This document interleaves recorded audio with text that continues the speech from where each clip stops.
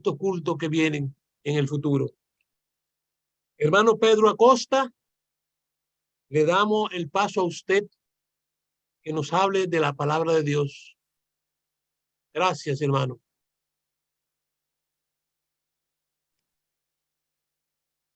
Gracias, hermano Guillermo. Muchas gracias a los hermanos por la invitación que me han extendido. Es un gusto poder estar nuevamente con ustedes.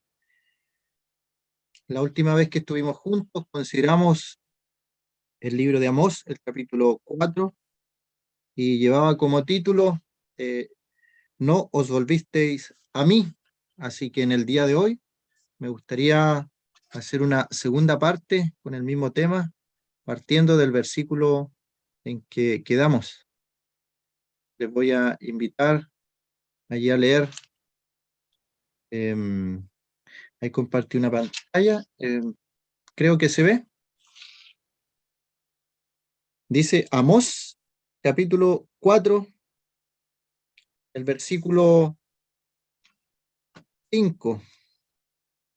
Ofreced sacrificio de alabanza con pan leudado y proclamad, publicad ofrendas voluntarias, pues que así lo queréis, hijo de Israel, dice el Señor. Os hice estar a diente limpio en todas vuestras ciudades y hubo falta de pan en todos vuestros pueblos, mas no os volvisteis a mí, dice Jehová. Versículo 7. También os detuve la lluvia 3 meses antes de la siega e hice llover sobre una ciudad y sobre otra ciudad no hice llover. Sobre una parte llovió y la parte sobre la cual no llovió se secó.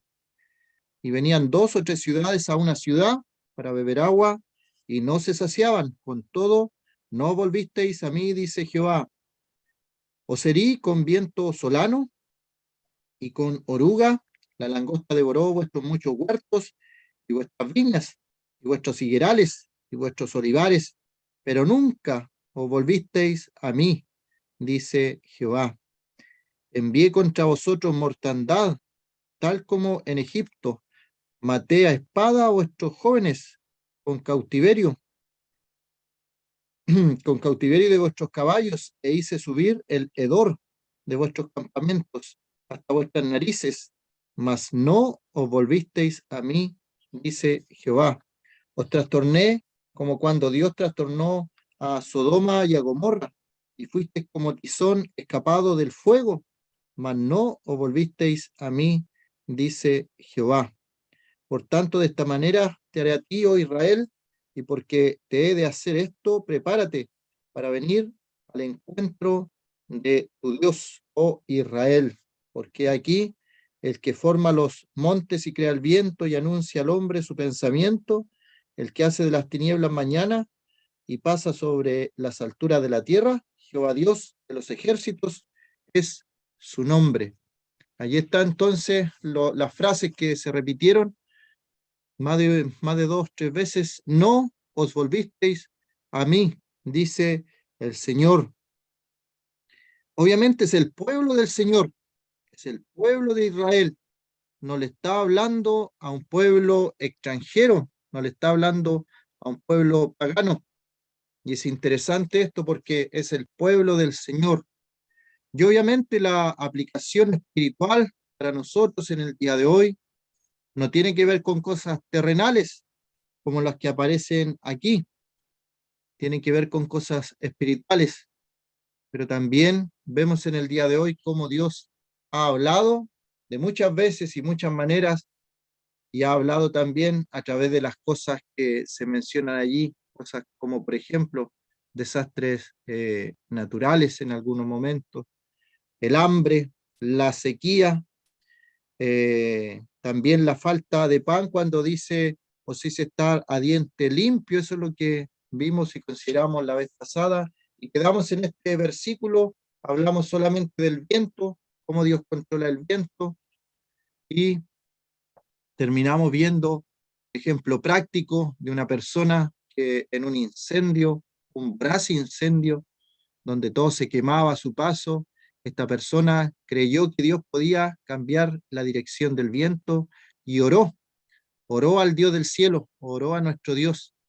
Y Dios hizo aquel milagro, cambió la dirección del viento, se quemó todo alrededor de ella, de su casa, pero su casa no se quemó.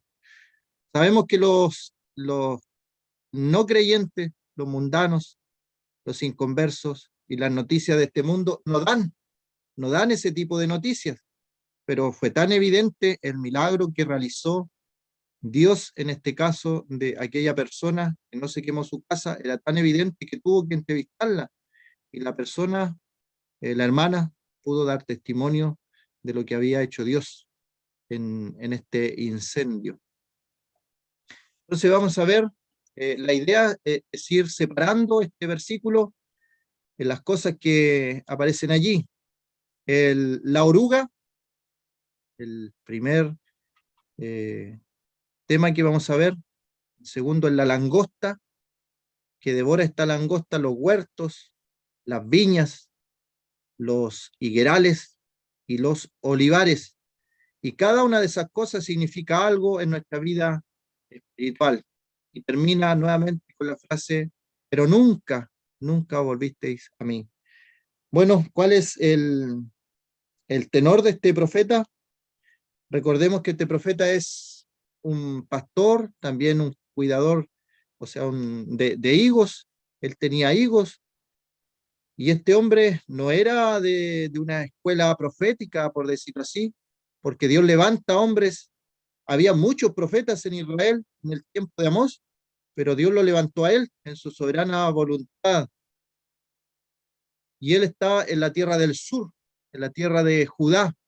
Recordemos también que la tierra de Israel se dividió en dos y estuvo el reino del sur con su capital Judá en Jerusalén, y el reino del norte llamado así Israel, y su capital era Samaria. Y había entre ellos dos, el reino del norte y del sur, habían profetas. Algunos profetizaban hacia el norte, otros hacia el sur. En el caso de Amós, él profetizó a Israel, a la parte norte, y él mostró las crueldades que podía llegar el pueblo de Dios, el pueblo de Israel. Como digo, no está hablando de otro pueblo pagano, de otro pueblo idólatra. Y él es bien fuerte para hablar. Y, por ejemplo, para un botón de muestra de sus profecías, él habla abiertamente de que las personas en Israel iban, se ponían su ropa más espléndida, y acudían a presentar sacrificios a Dios, cumplían con las leyes de Dios, bien presentados, entregaban sus diezmos, sus ofrendas y todo eso, pero al mismo tiempo tenían esclavos a sus hermanos israelitas. Habían olvidado del pobre, no le hacían justicia a la gente. Entonces era como dos personas en un mismo cuerpo. Este era el israelita común y corriente. Decía con su boca que adoraba a Dios, cumplía con los mandamientos, cumplía con presentarse delante de Dios, pero por otro lado, en su sociedad, él no era un aporte. Se olvidó de los pobres, se olvidó de la justicia, se olvidó de la ayuda social. Ese era el contexto en el que este profeta, valiente profeta, porque le enrostra abiertamente este pecado que había en ellos a los israelitas. Así que lo que le está diciendo el capítulo 4 es que Dios le va a enviar castigos, y estos castigos van a ir en aumento, de tal forma que en algún momento ellos reaccionen y se vuelvan a Dios. Ese es el objetivo final del profeta. Y ese es el objetivo final de Dios también en el día de hoy, cuando nos habla a través de su palabra, a través de hermanos, a través de la oración, y el cuarto punto que mencioné, a través de las circunstancias. Esas circunstancias no dependen de nosotros, dependen netamente de Dios. El uso bíblico de esta oruga es un gusano de la larva de las lepidópteras. Algunos hablan de las mariposas, pero también en algunos pasajes bíblicos esta oruga está relacionada con la langosta. Es como una plaga en algunos casos. Recordemos cuando Dios envió plaga a Egipto y envió langostas. Bueno, ahí hay una figura. En el día de hoy también es una plaga en ciertos sectores donde hay agricultura, países modernos. La última plaga que encontré yo fue en España y allí no hallaban qué hacer porque era una plaga. Y en los tiempos bíblicos más todavía. Ataca las plantas llegando a convertirse muchas veces en verdaderas plagas. Observando la imagen podemos ver cómo va comiendo de a poco una hoja. Pero si estas orugas son muchas, cada pedacito de hoja que come una y otra, y si la multiplicamos por muchas, echan a perder todo lo que está creciendo. Y en lo espiritual, hermanos, nosotros tenemos proyectos, tenemos sueños, tenemos anhelos, pero si nosotros dejamos a Dios de lado, estas pequeñas cosas, orugas, en lo espiritual podrían ser tal vez pecados, pequeños pecados podríamos decir. Los famosos, entre comillas lo voy a poner, los hobbies, las entretenciones que tenemos. Pablo dice en el Nuevo Testamento, todo me es lícito, pero no todo conviene. Hay cosas que no son pecados tal vez, que no tiene nada de malo, pero que no nos hace bien a nuestra vida espiritual. Y ahí está la figura. Estos pequeños bichitos que se pueden comer plantaciones completas. Y en nuestra vida espiritual podemos tener mucho fruto, pero no lo vamos a tener si gastamos tiempo en nuestros hobbies, como decía, o en cosas que no son malas, que no son pecado, pero que no tienen ninguna trascendencia espiritual, celestial, que cuando lleguemos al tribunal de Cristo van a pasar por fuego y va a ser solamente heno o jarasca. Así que este pequeño animalito pueden ser cosas en nuestra vida que se esté comiendo el fruto que podríamos dar, pero al final no vamos a tener una buena cosecha en nuestra vida espiritual por estos pequeños insectos. Y Dios los permite. Dios los permite, entonces podemos decir, ¿por qué Dios no permite que yo haya completado esto? Que no haya concretado mi sueño, mi anhelo, tantos deseos que tenía de hacer esto y no se pudo concretar. ¿Por qué Dios habrá permitido esto? Bueno, la razón es que no hay algo bueno en nuestra vida y Él quiere, en definitiva, la frase del mensaje es volverse a Dios, mas no os volvisteis a mí, dice el Señor. Entonces Él bien envía estas orugas para que comiencen a comerse nuestros proyectos, nuestros anhelos, nuestros deseos. Y en algún momento, hermano, hermana, tenemos que reaccionar y decir, ¿por qué? ¿Por qué? ¿Por qué no estoy dando fruto? El Señor quiere que demos fruto, fruto abundante, y si no lo estamos dando o hay algo en nuestra vida que está pasando, tenemos que examinarnos. A veces detenernos un poco, examinar nuestra vida y ver cuáles son estos bichitos que están comiendo el fruto en nuestra vida, que nos están estorbando. Tal vez puede ser, como decía, algún hobby, alguna amistad, algún familiar, alguna cosa que a mí me llama la atención, me atrae, que no es pecado, pero me quita el tiempo de Dios. Eso no debiera ser. Si lo tomamos como debiera ser lo bíblico, es que Dios esté en primer lugar en todo. Hay un personaje que se han escrito libros y películas, se han hecho de él, era un corredor inglés que no fue a participar en la competencia porque era un día domingo, día del Señor, y provocó un escándalo en el momento porque él era el mejor corredor. ¿Cómo no iba a correr el domingo? Y él no corrió. Y tuvieron personas que interceder y tratar de convencerlo, y él no corrió el domingo porque era día del Señor. Y corrió otro día y se llevó las medallas de oro en otra competencia que no era su especialidad, porque el Señor honra a los que le honran, pero al soberbio lo humilla. Nabucodonosor, esta es Babilonia, dijo Nabucodonosor, la que yo he creado. Dios lo humilló 7 tiempos, 7 años, comiendo hierba con los bueyes, con sus uñas como las aves, con su pelo como el águila, sin ropa porque dice que el rocío mojaba su cuerpo. Al soberbio, al orgulloso, Dios lo humilla, pero al humilde Dios lo exalta. Así que tengamos la humildad de reconocer que hay cosas en nuestra vida que son como esta oruga que se está comiendo nuestra vida, a poquito en poquito, de tiempo en tiempo. Puede ser las redes sociales, está bien, yo las ocupo bastante las ocupo para difundir el mensaje del Señor, pero el tiempo correcto, necesario, no más allá de la cuenta, un equilibrio, un equilibrio.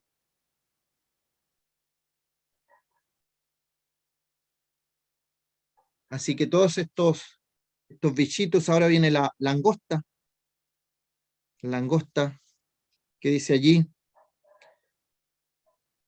vuestros muchos huertos, la langosta devoró vuestros muchos huertos, pero nunca volviste a mí. Y lo mismo, esta plaga, esta langosta, y aquí ya está en un huerto floreciente, que podemos tener proyectos del Señor. Hemos comenzado a hacer algo para el Señor y está dando harto fruto. Pero de repente comienza esta langosta a devorar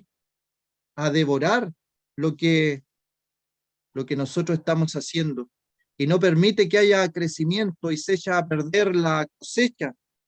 Devoró nuestros muchos huertos, pero nunca volvisteis a mí. Y el Señor quiere que meditemos, que pensemos, estoy trabajando tanto en esto, tenemos un proyecto tan grande y hemos hecho todo lo que tenemos que hacer y vemos que está floreciendo. De repente se hace una campaña y llegan 100 personas nuevas.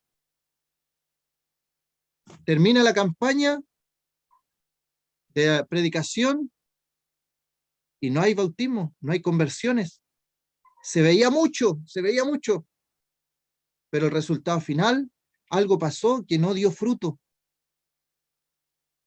La langosta puede devorar estos huertos y Dios permite esta langosta para que nos haga reaccionar.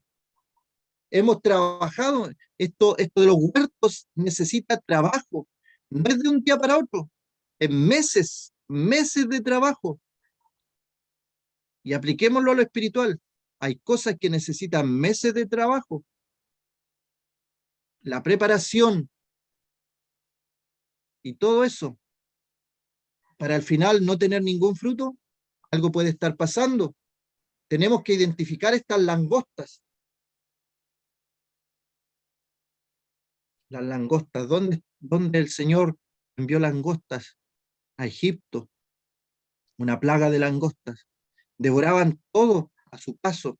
En el libro de Apocalipsis también aparecen estas langostas, como langostas de Juan, porque tiene que ver con la plaga, con lo malo. Y Dios lo permite. La pregunta es, ¿por qué? ¿Por qué Dios lo permite? ¿Acaso Dios quiere lo malo para nosotros? De ninguna manera. Dios quiere lo bueno para nosotros. Dios quiere que cosechemos estos frutos, estos huertos, y Él quisiera que tuviéramos muchos huertos. Por eso dice, vuestros muchos huertos. No hay impedimento en eso. Podemos pensar en proyectos para nuestra vida también. Podemos tener proyectos en nuestra vida. Sabemos nosotros que el Evangelio de la prosperidad es antibíblico, pero la prosperidad bíblica no es mala. Dice que Dios cuando añade riqueza, no añade tristeza con ella. Y ese es un buen indicio, hermano, hermana. Si tú quieres saber si la riqueza esa viene de Dios, es que cuando viene de Dios, no añade tristeza con ella. Así que esto habla de los proyectos también que podemos tener. Hay varios proyectos en nuestra vida. Estamos haciendo, pero después no comemos de los frutos porque viene esta langosta y la devora. Figura del maligno, figura de los demonios, figura de los espíritus, las huestes espirituales de maldad que hacen daño a nuestros huertos, a nuestros proyectos, a nuestros anhelos. Y en apariencia podemos ver que estamos trabajando bien, hemos sembrado, hemos arado la tierra, hemos hecho todo, hemos regado las plantas. Dice la Escritura que el crecimiento lo da Dios. Uno planta, en Corintios dice, uno planta, otro riega, pero el crecimiento lo da Dios. Nosotros vemos este proceso en lo espiritual también. Alguien predica a una persona, pero viene otro y después le enseña, lo disipula, pero después viene esta langosta y echa abajo todo, lo arruina, lo devora. También estos huertos nos hablan de cosas espirituales en la Biblia. Se mencionan el primer huerto, obviamente, el huerto de Edén. El huerto de Edén. ¿Qué pasaba allí en el huerto de Edén? Adán y Eva tenían una comunión íntima con el Señor, hablaban con Dios cara a cara, le veían. El Señor estaba allí. Cuando ellos pecaron, escucharon la voz de Dios y se escondieron de Él, de su presencia. Fueron expulsados. Se echó a perder aquel huerto. En el Nuevo Testamento vemos el huerto de Getsemaní. ¿De qué nos habla ese huerto? Nos habla de la oración. El Señor iba allí al huerto de Getsemaní. Era un huerto de oración. ¿Cómo está tu vida de oración, hermano, hermana?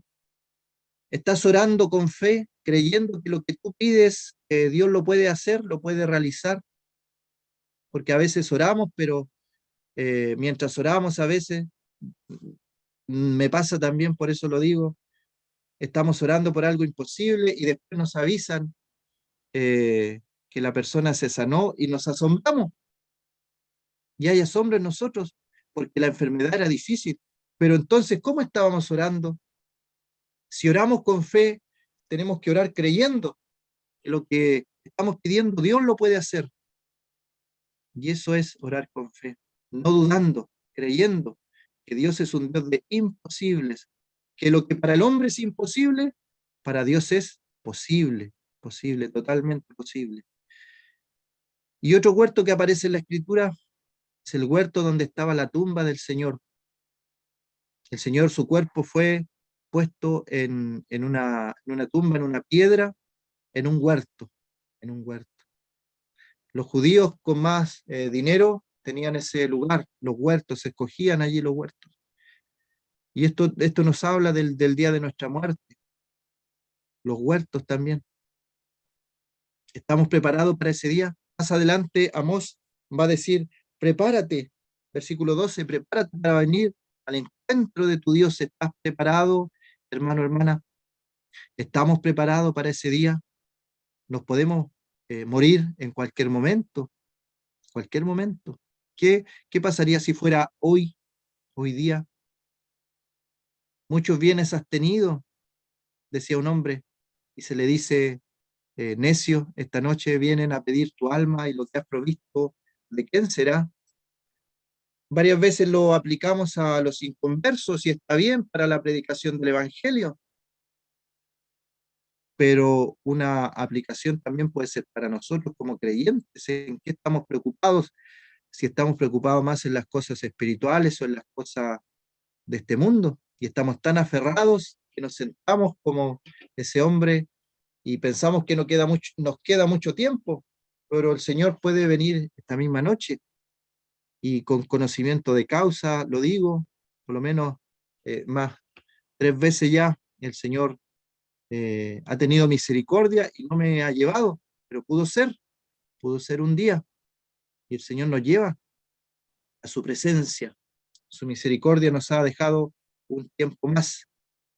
Así que cuidado entonces con estos huertos, muchos huertos.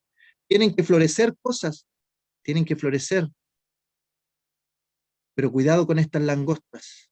Tengamos nuestros ojos espirituales abiertos y consideremos cuáles son estos insectos espirituales que andan en nuestra vida, alrededor de nuestra vida, comiéndose lo que nosotros estamos trabajando, sembrando en lo espiritual.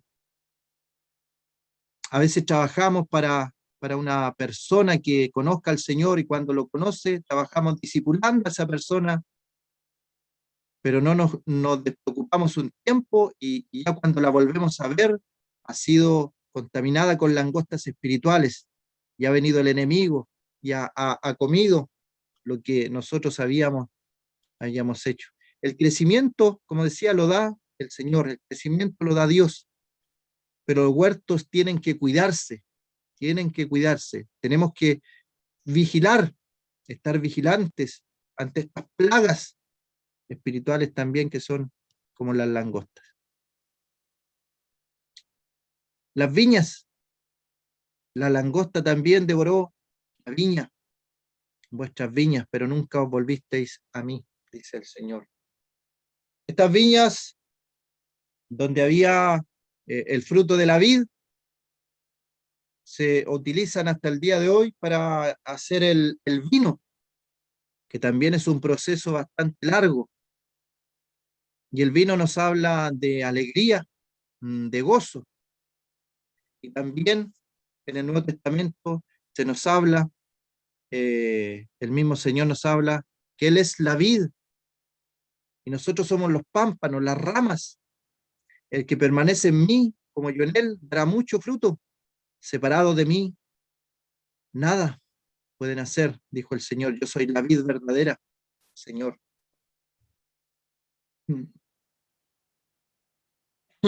Así que tenemos que tener cuidado con este bicho, con este animal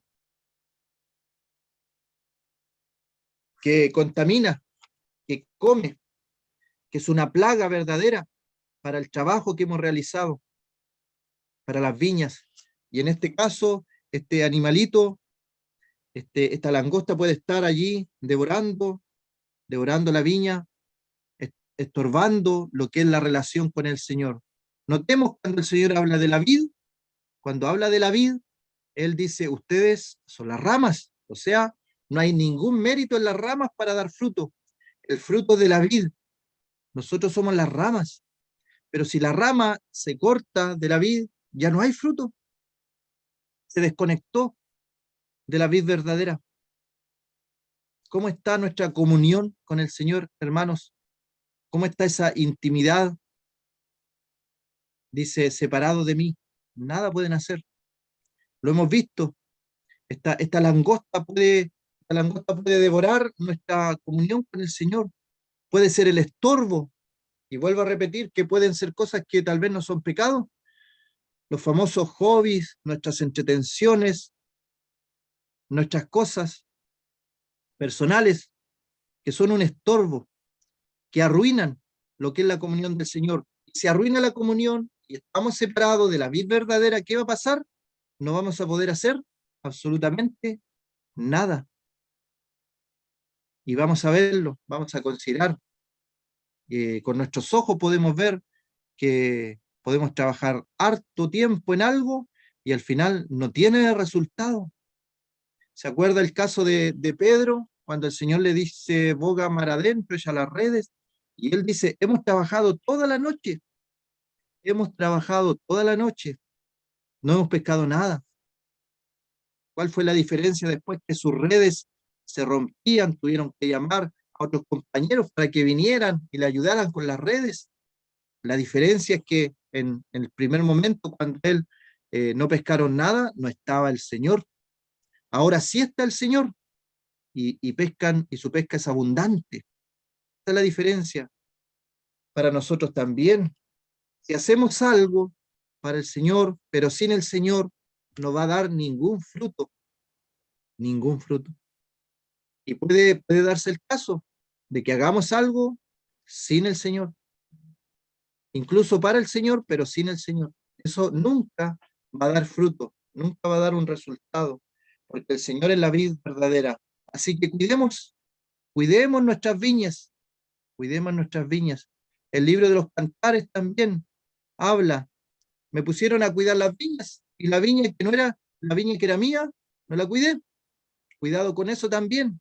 Tiene allí un mensaje que a veces nos preocupamos muchas veces de los demás, más de la cuenta de lo que nos preocupamos en nuestro hogar, en nuestras vidas.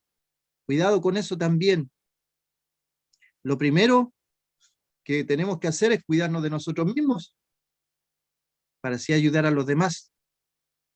Sería imposible animar a alguien si nosotros estamos desanimados, darle un consejo espiritual a alguien si nosotros estamos mal espiritualmente. Así que el primero que tiene que ayudarse somos nosotros mismos. Si estamos bien, obviamente va a haber florecimiento. ¿Y cómo podemos estar bien? Estando en la vid verdadera. Nosotros somos verdaderas ramitas, nada más. No nos creamos la vid. Nosotros somos las simples ramas que, si estamos apegados al Señor, vamos a llevar fruto, va a ir todo bien, pero si cortan una rama, no lleva fruto, no lleva fruto. La langosta devoró también los higuerales, los higuerales. Y nuevamente, ¿de qué es lo que hablaba para el pueblo de Israel? Ellos entendían esto, las higueras. Es interesante que las higueras, como se ve allí, producen dos frutos. La higuera es un ejemplo, una figura, un tipo de Israel, de Israel. Hay un caso muy emblemático también en la escritura respecto a la higuera, en Lucas 13, dijo también esta parábola: tenía un hombre una higuera plantada en su viña y vino a buscar fruto en ella y no lo halló. Y dijo al viñador: aquí hace 3 años que vengo a buscar fruto en esta higuera y no lo hallo. Córtala. ¿Para qué inutiliza también la tierra? Él entonces respondiendo le dijo: Señor, déjala todavía este año, hasta que yo cabe alrededor de ella y la abone. Si diere fruto, bien, y si no, la cortará después. Este pasaje, este verso, es para un estudio completo solamente de esta parábola, que como no es el tema en el día de hoy, solamente mencionar que aquí es el Señor, en la figura que está allí cuando dice: déjala, déjala todavía este año, hasta que yo cabe alrededor de ella y la abone. Sabe que el Señor nos da oportunidades, oportunidad. Y aquí había una higuera que no tenía fruto, una higuera que no tenía fruto. Había que cortarla. ¿Para qué inutiliza la tierra? Entonces yo le pregunto, hermano, hermana, una pregunta que me la hago a mí mismo también. El Señor me habló hace años a través de esta parábola, de esta historia. ¿Cómo estoy utilizando mi tierra? ¿Estoy dando fruto? Porque si no, dice allí, ¿para qué inutiliza? ¿Para qué inutiliza también la tierra? El Señor te ha dado muchas cosas. El Señor nos ha dado tanto y nosotros no estamos dando fruto. Esa es la idea de la parábola. Es una higuera que debiera estar frondosa, dando frutos. Y las higueras dan dos frutos, a diferencia de todos los árboles. Da dos frutos. Y en la figura allí de la higuera que no da fruto. ¿Cuánto tiempo había venido a buscar fruto el Señor? 3 años, 3 años. 3 años que vengo a buscar fruto. Entonces, preguntémonos, estamos en 2022, volvamos hacia atrás, 3 años. Preguntémonos, desde esa época, de hace 3 años atrás hasta hoy día, ¿he dado fruto? ¿Ha prosperado mi vida? ¿He tenido logros espirituales?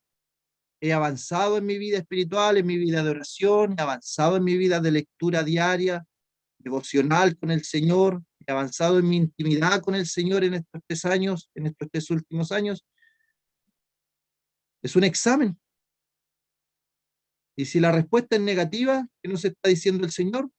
Tú no estás dando fruto, no estás dando fruto. Y la voz que se escucha entonces dice, córtala. ¿Para qué entonces está inutilizando la tierra? Todo lo que tú le has dado y no utiliza nada, no está dando fruto. Y ahí se presenta la voz del Señor como un intercesor. Déjala todavía este año.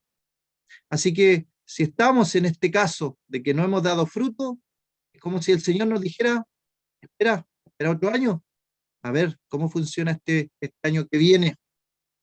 Siempre el Señor, en cada uno de los pasajes, Él dando otra oportunidad, otra oportunidad. Ese es el Señor que tenemos, un Señor bueno, misericordioso, que si nos ve falto en alguna cosa, nos da otra oportunidad y otra oportunidad. La idea es que nosotros volvamos a Él. Pero aquí no os volvisteis a mí. Y lo último, los olivares. Los olivares. Esta langosta, figura del enemigo, de las almas, del acusador de nuestros hermanos, como lo menciona Apocalipsis, del homicida desde el principio, del padre de mentira, como lo menciona el Señor en Juan. Satanás, el diablo, figura de esta langosta que devora también el olivar. ¿De qué será figura los olivos?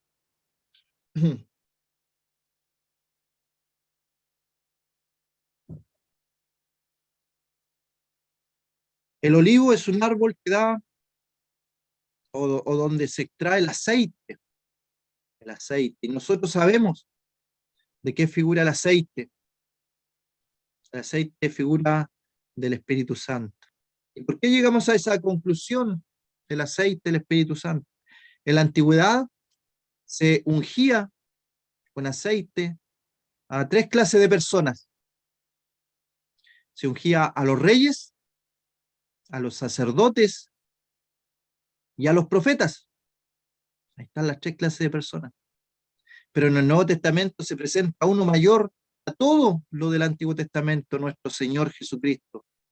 Y nuestro Señor Jesucristo se presenta en este mundo como el profeta, el sacerdote, el sumo sacerdote de nuestras almas, y el rey de reyes y señor de señores. Se le presentan allí en Juan capítulo 1, capítulo 2, en capítulo 1, en los primeros versículos allí. ¿Eres tú el profeta? ¿Por qué se le pregunta eso? Porque había una profecía en la antigüedad que Dios iba a enviar un profeta, como Moisés, un profeta. Por eso se le da el nombre en singular. ¿Eres tú el profeta? Los judíos entendían eso. Nuestro Señor, por decirlo así, tenía la triple unción. En la antigüedad estaban sembradas. El Señor en su persona, preciosa persona, junta aquellas 3 cosas, 3 oficios. El profeta, eres el profeta. Y el Señor profetizó cuando le mostraron los edificios de Jerusalén. Mira, Señor, la belleza, la hermosura. Y Él dice, no quedará piedra sobre piedra. Todo esto va a ser destruido. Fue una profecía que se cumplió el año 70 con el general romano Tito. Destruyeron todo Jerusalén, el templo también, el año 70. El Señor lo profetizó. Y profecía de su persona también. Cuando suben a Jerusalén, el Señor profetiza que va a ser entregado en manos de personas, de los religiosos, va a ser juzgado, va a ser muerto, más al tercer día va a resucitar entre los muertos, y cumplió también su promesa. Así que como profeta está allí las evidencias. Como sacerdote, nos dice el libro de Hebreos que él es sacerdote según el orden de Melquisedec. ¿Y quién es este Melquisedec? Lo vemos en el libro de Génesis, cuando aparece Abraham, después de derrotar a los reyes, esta guerra que llevó a cabo, y vuelve y encuentra a Melquisedec, sacerdote y rey,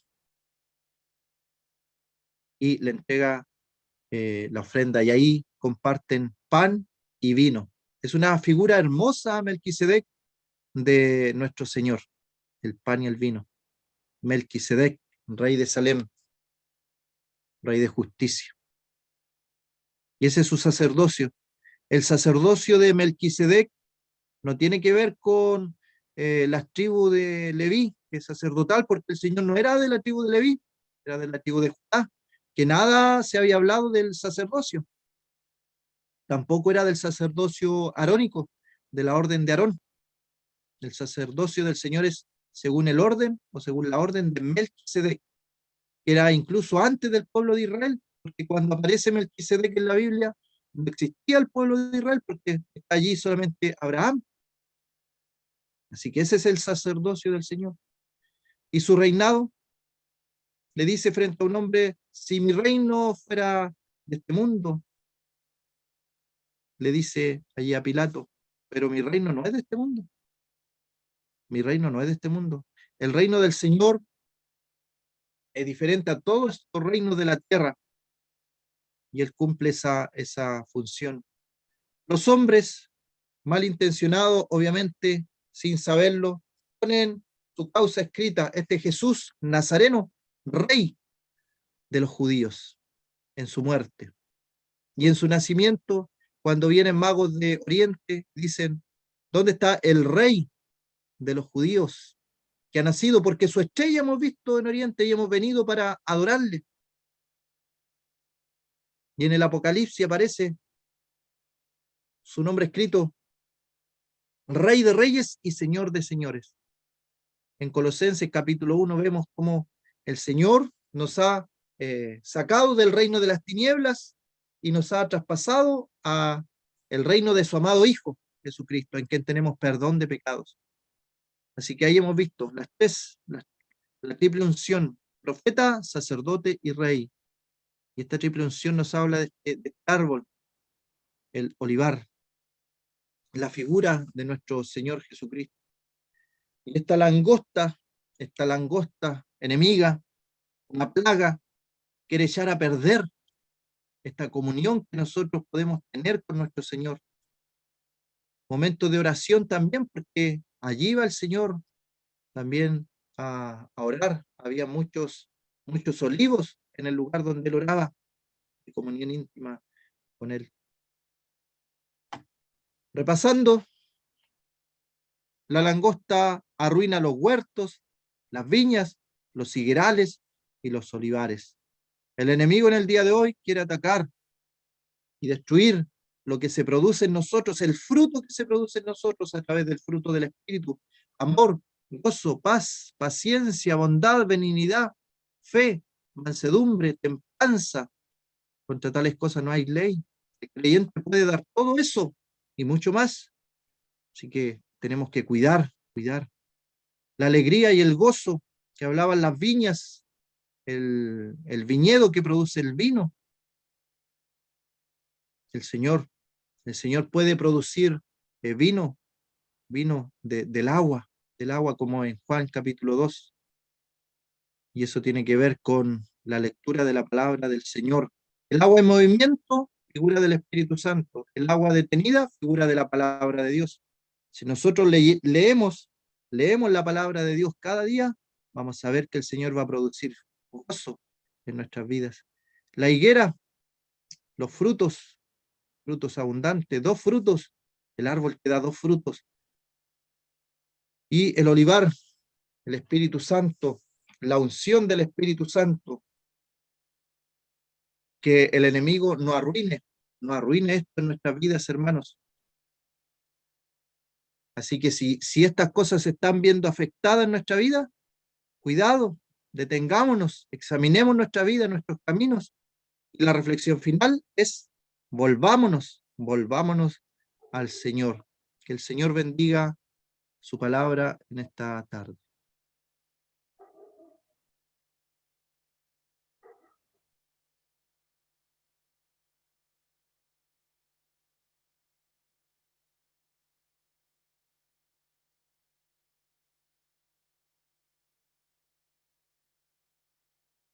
Mi hermano, vamos a hacer una oración, mi hermano Guillermo, no sabemos. Oremos. Dios y Padre, Señor y Dios Todopoderoso, te damos gracias, Señor, porque has permitido en esta noche poder abrir este libro maravilloso y, Señor, hacer memoria de lo que tú has hecho, lo que tú has tratado con tu pueblo Israel. Y sabemos que también es una advertencia para nosotros, un consejo para nuestra vida. Te pedimos, Señor, que esta palabra pueda hallar cabida en nuestros corazones, en nuestras mentes, y seamos, Señor, obedientes a lo que tú nos estás hablando en esta noche. Gracias por la vida de nuestro hermano Pedro. Te pido esta bendición por él, su familia, su esposa, su hijo, y así también por los hermanos y hermanas que se han unido a esta reunión de diferentes lugares. Pedimos esta bendición por ellos, que también se hayan regocijado con nosotros a través de tu palabra. Y Señor, que todo lo que siempre esté en nuestra mente y en nuestro corazón hacer sea para honrarte, para darte gloria, para obedecerte a ti, Señor. En Cristo Jesús, nuestro Señor y Salvador, te lo pedimos y te lo agradecemos todo. Amén. Y vemos que el Señor envía muchas veces langostas a nuestras vidas, los gusanos también y todo eso, para despertarnos.